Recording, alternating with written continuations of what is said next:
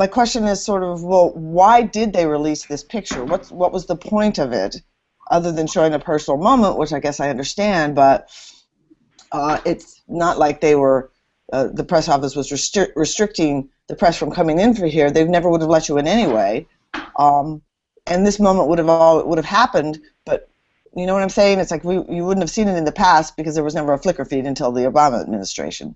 Right. Well, first off, they have, I did a day in the life with George Bush and was all the way up into the front cabin, in the private cabin where he was laying out on his cot, and the only thing they said was, Crowley, don't let him see what I'm reading. And I still won't tell you what he was reading, but he was stretched out on his bed up in the nose there. And I did a day in the life with Obama on day 97 of his presidency. I was all the way up to the upper deck of Air Force One when he was showing some congressmen. I think the only place that I didn't get up to was in the nose, but other times photographed him several times, the presidents in their office and in that conference room there. So it does happen. They depending on the mood they're in or whatever, they will occasionally, grant this kind of access. And I agree with you. Of course, common sense says that they're not going to allow anybody to have run amok on Air Force One any more than they would at the White House or at the Capitol or at the State Department or anywhere. You're right.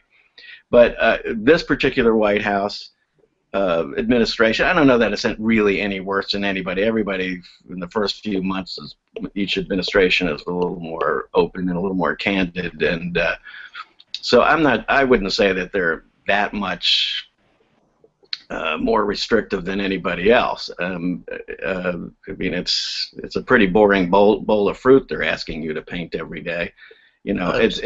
But we're not there just to cover the president. We're also there to cover the people around him, and we want to see all that too. So if the president is saying no, then the vice president is going to say no, and the secretary of fill in the blank is going to say no, and the senior staffer is going to say no. So that's what's happening. The entire operation is very restricted. I'm sorry, Dennis.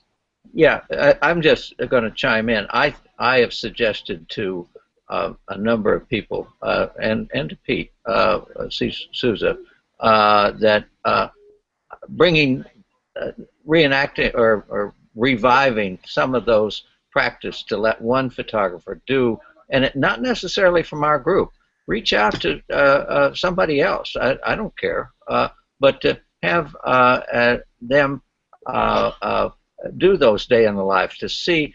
We can't bring 5 photographers everywhere. Absolutely right. Yeah. Ridiculous. But to go back to have them, and this wouldn't be an everyday thing. It would just be sometimes when the security and everything works for them and works for us. And I think those times when they can reach out and do that would help everybody involved. Nobody wants them to not release those. That's fine. The only complaint we have is they're releasing things on situations that we used to cover. We want that access. That's all we want. Mm-hmm. And so, when I wrote that piece for Lightbox, my impression was the reason for the release, or at least one of the core reasons, was impression that the media was neither fair nor accurate much of the time. So why not just run your own photos and let them out and speak louder than what the media's voice is?